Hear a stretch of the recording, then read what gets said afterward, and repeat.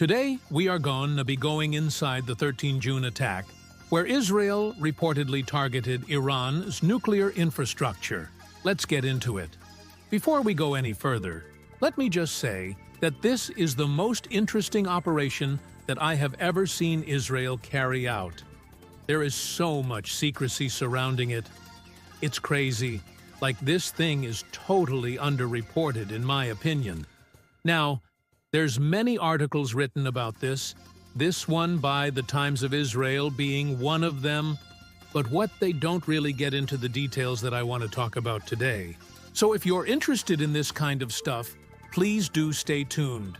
Okay, so first of all, why is it important? Because this was not a normal military operation. They didn't target like military bases or anything like that. They went after the nuclear infrastructure. Why? Because this is a game changer. If Iran gets the bomb, it will trigger an arms race in the region. Israel has already said that they would not allow Iran to get the bomb. And then, this is one step further than that. They're actively going out and targeting Iran's nuclear infrastructure. So, what happened here? Well, as you can see on this map, the two main sites that were hit were Karaj and Arak.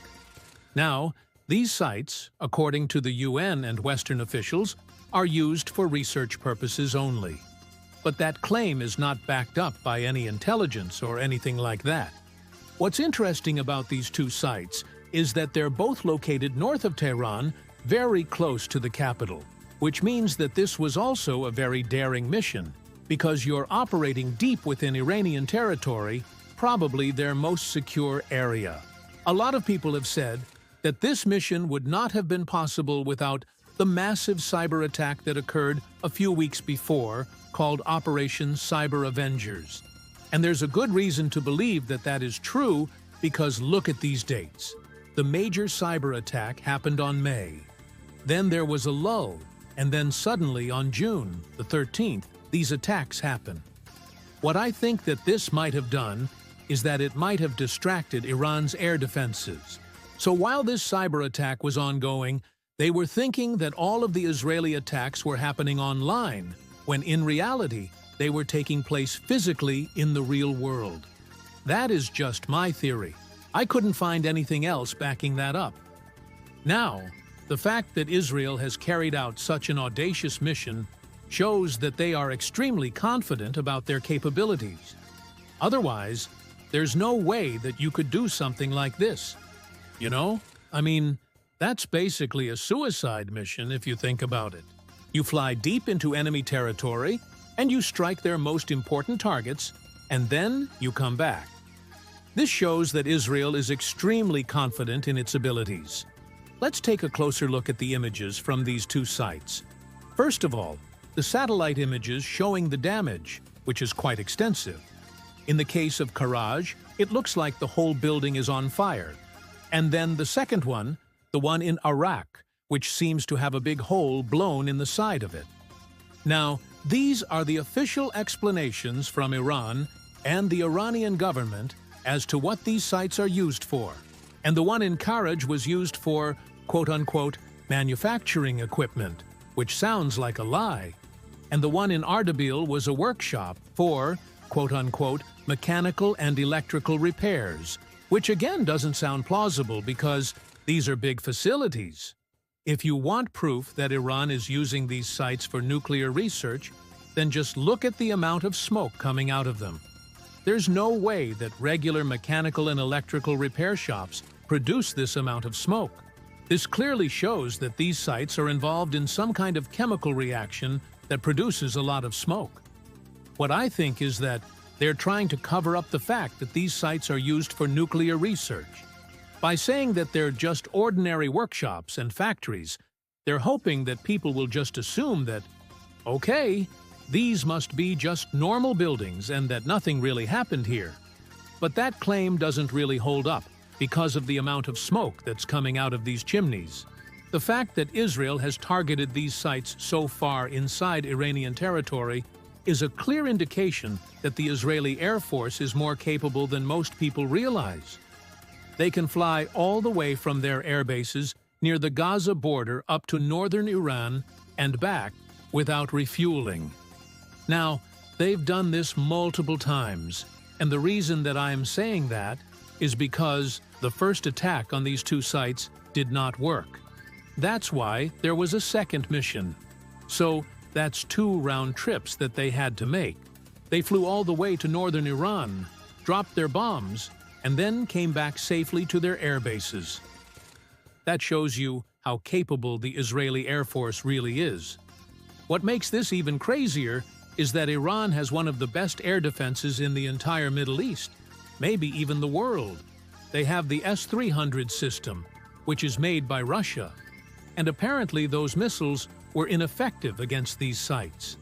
If you're Iran and you have the S-300 system and your air defenses can't stop these attacks from Israel, then what does that say about your air defense system? Clearly, it's not as advanced as it's cracked up to be. Either there's something wrong with it, or it's poorly maintained. But now Iran is going to be forced to invest heavily into its air defenses in order to stop future attacks from Israel. And that will come at the expense of other areas of the military. For example, they won't be able to develop and build new drones or ballistic missiles. Or they will have to cut back on the number of units that they are building because they need to spend all of their money on air defense systems.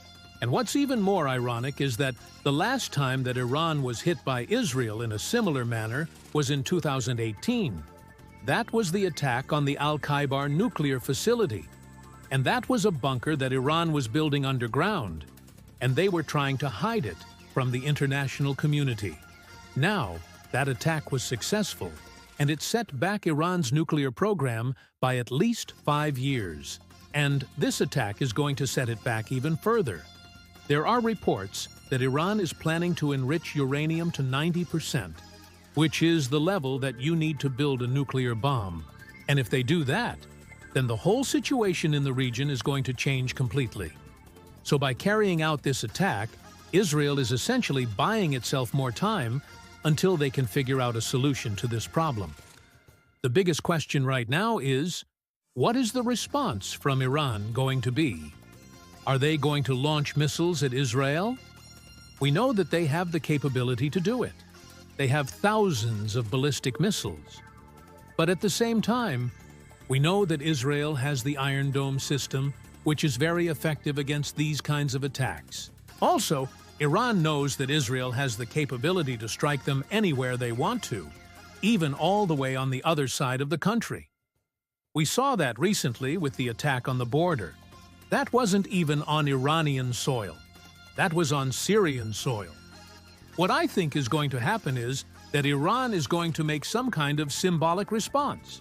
Maybe they're going to launch a few missiles towards Kurdistan, towards the northern part of Iraq, maybe even towards eastern Turkey.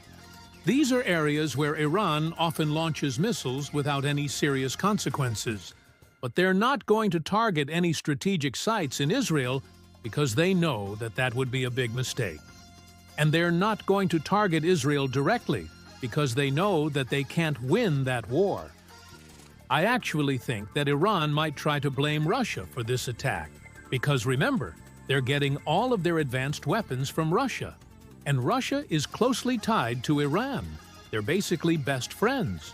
So Iran might try to say that, oh, this was a joint Russian-Iranian operation, and we were both responsible for it.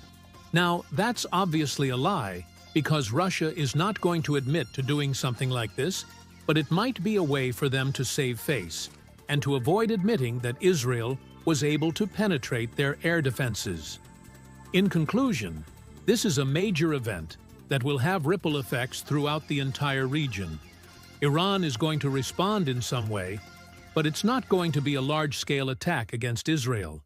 Instead, it's going to be a symbolic attack against a neighboring country like Iraq or Turkey. What do you think? Let me know down in the comment section below. I would love to hear your thoughts.